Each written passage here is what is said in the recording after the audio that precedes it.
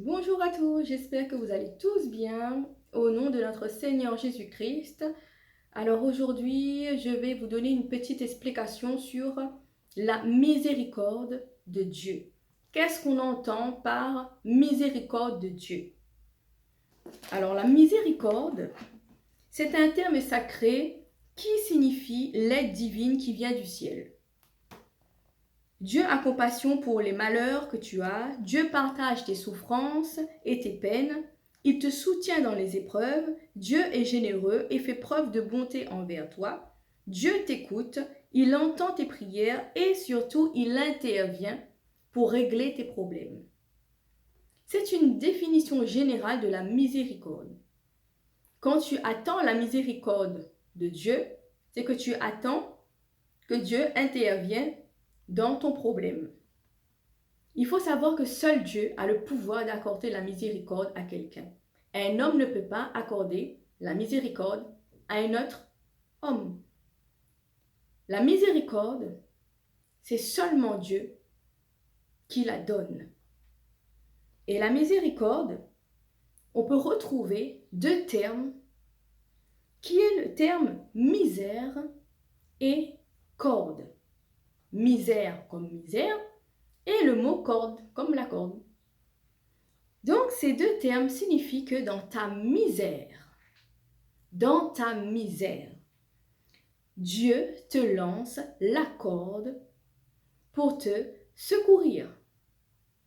La miséricorde veut dire tout simplement que dans la détresse, dans ton désespoir, Dieu te donne, te lance, t'envoie une corde pour te secourir.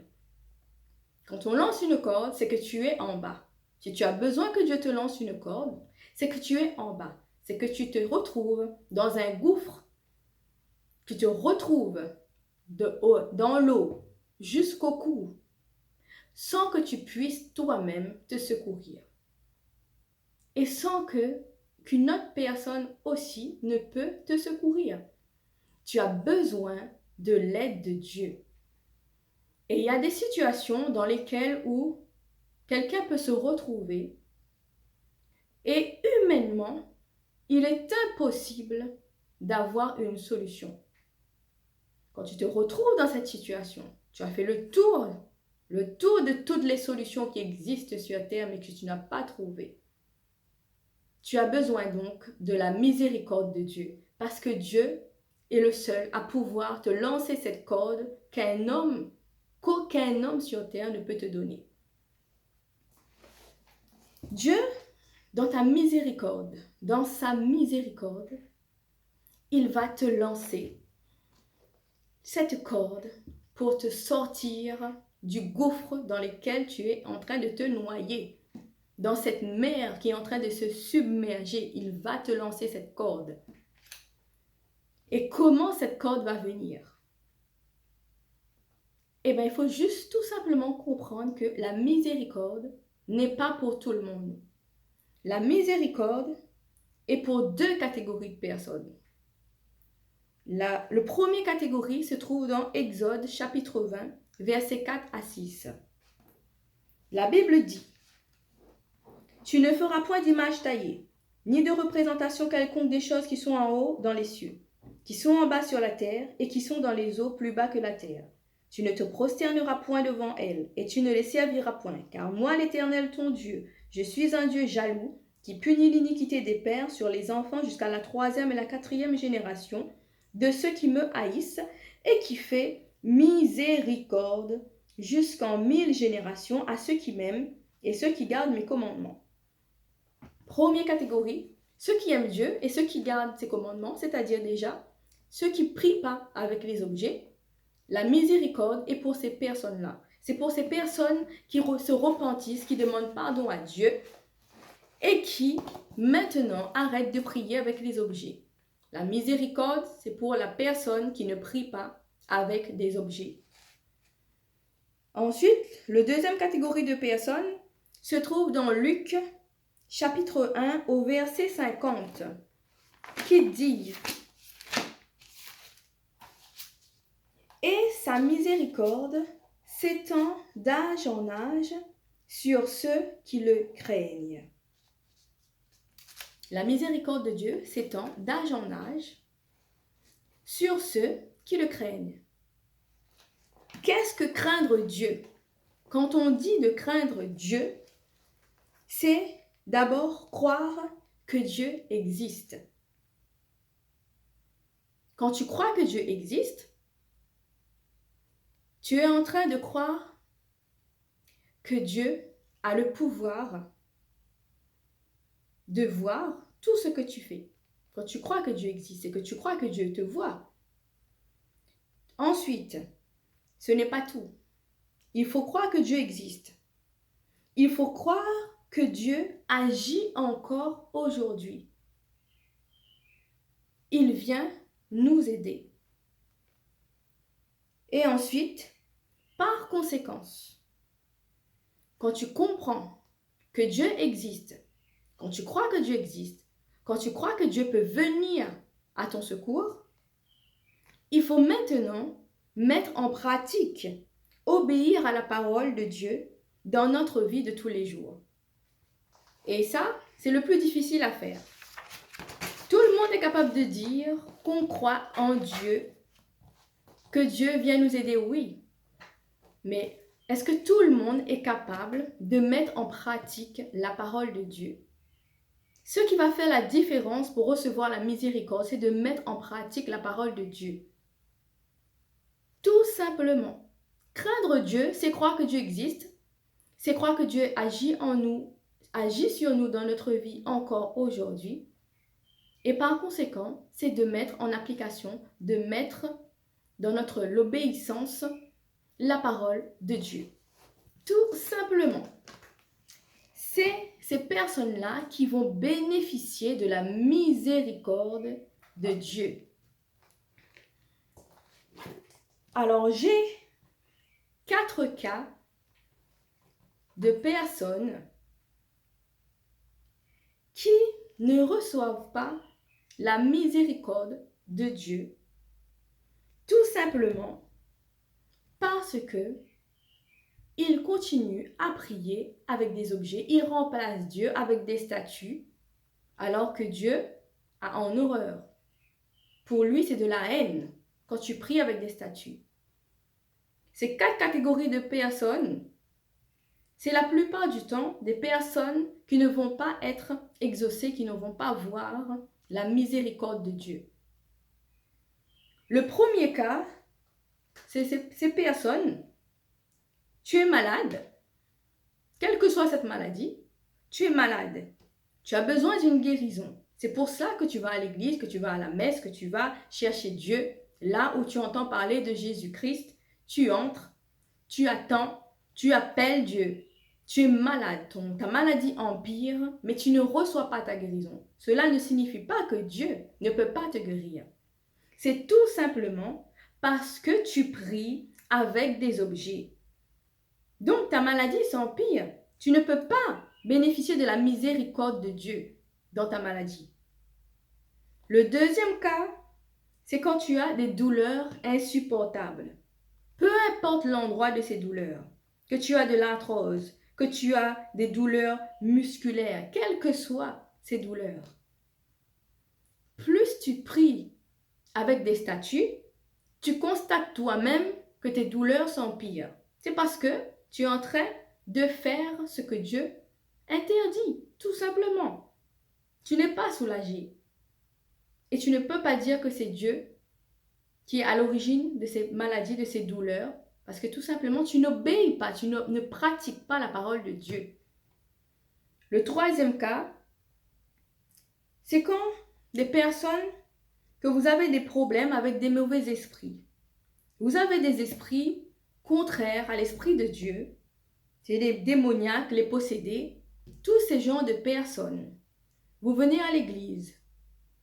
On peut prier pour vous, mais vous n'avez pas de délivrance. Ces esprits, ces mauvais esprits continuent à vous tourmenter tout simplement parce que vous continuez à prier avec des objets.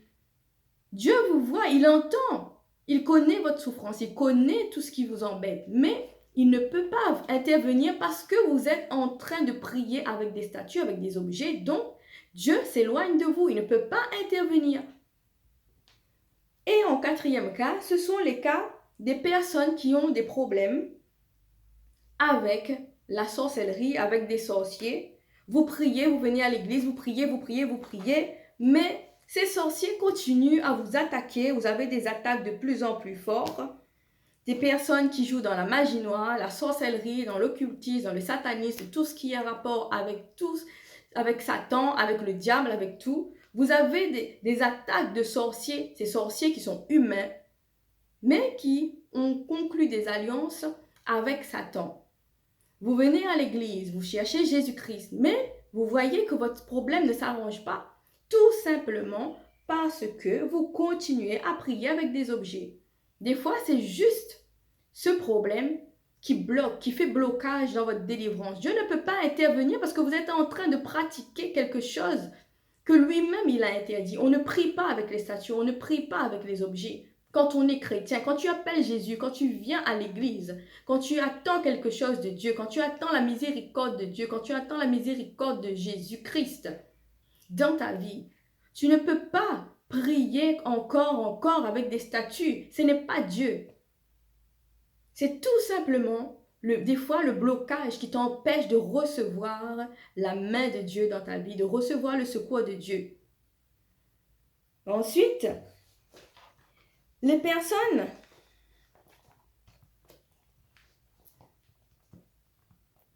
pour finir, en gros, pour ces 4 cas de personnes, vous avez tous le même problème. C'est que vous croyez en Dieu. Vous croyez que Dieu peut vous aider. Mais le problème, c'est que vous priez avec des statues. Vous priez avec des objets. Je le redis encore, je le répète encore. Quand vous priez avec des objets, vous priez avec des statues, Jésus-Christ, Dieu, ne peut pas intervenir. Parce que vous êtes en train de l'éloigner. Ce qui éloigne Dieu de quelqu'un, ce sont les objets. Et vous dites que Dieu ne fait rien pour vous aider. Si, Dieu aide celui qui craint sa parole, celui qui respecte sa parole. Dieu ne peut pas t'aider si tu es en train de le haïr, parce que comme on vient de lire dans le verset, dans Exode 20 au chapitre 4 à 6, Dieu, quand tu pries avec des statues, tu es en train de le haïr. Dieu ne peut pas aider quelqu'un qui a de la haine pour lui. Et c'est Dieu qui le dit. Il ne tient pas... Quand toi-même, quand tu arrêtes de prier avec ces objets, qu'est-ce qui se passe dans ta vie? Qu'est-ce qui se passe? Eh bien, tout simplement, Dieu ne tient plus compte de ton passé, de ta famille, des traditions de tes ancêtres. Il ne tient plus compte de la famille dans laquelle tu es né. Il ne tient plus compte de cela. Avec Dieu, tu vas recommencer une nouvelle vie sans les liens traditionnels, sans les liens générationnels. Il efface les malédictions qui te suivaient. Et ensuite, il écoute quand tu pries et il exauce tes prières. Et surtout, Dieu vous délivre. Vous délivre des sorciers, vous délivre de la sorcellerie. Il vous détache de tous les liens qui vous empêchent de recevoir toutes ces bénédictions. Il guérit vos maladies. Et surtout, comme je vous dis, il dresse un rempart entre vous et vos ennemis. Quels que soient ces ennemis, même si c'est le plus grand sorcier de cette planète, le plus grand sataniste de cette planète, Dieu va dresser un rempart. Tout simplement en obéissant à sa parole. Et beaucoup d'entre vous, vous avez décidé de suivre Dieu, de suivre Jésus, de pratiquer la parole de Dieu. Et vous avez vu, vous avez remarqué à quel point votre vie a changé, que Dieu vous a délivré des sorciers, il vous a guéri de vos maladies, de vos douleurs, de tous vos problèmes que vous aviez avec les esprits, avec tout ce qui vous tourmentait, il vous a délivré. Et ce que je peux vous dire pour vous encourager encore, c'est de continuer parce qu'il va encore le faire. Non seulement pour vous, mais aussi pour 1000 générations après vous. Vos enfants, vos petits-enfants et tous les enfants qui viendront de votre lignée seront des enfants bénis. Ils seront protégés par la main de Dieu parce que vous avez décidé de suivre Jésus, de mettre en pratique ses commandements. Et Dieu continuera encore de vous bénir. Et c'est cela, la miséricorde de Dieu. Quand vous attendez la miséricorde de Dieu, c'est cette main qui vient du ciel pour vous secourir dans vos problèmes que aucun homme sur terre ne peut régler. Gloire à notre Dieu, à notre Seigneur Jésus-Christ, qui reste toujours le même, hier, aujourd'hui et éternellement. Et moi, je vous donne toutes mes bénédictions. Que Dieu vous bénisse encore et que vous puissiez un jour témoigner de la grâce de Dieu dans vos vies et que vous puissiez aussi maintenant grandir dans la puissance du Saint-Esprit. Et je vous encourage encore à croire encore en Dieu, à mettre en pratique la parole de Dieu, qui est une parole vivante et que vous voyez par vous-même, qui a de l'effet positif dans votre vie. Tout simplement en obéissant à la parole, tous vos problèmes vont partir, les blocages, les délivrances. Cette année, avant la fin du mois de décembre, votre vie ne sera plus jamais la même. Gloire à notre Jésus. Soyez bénis.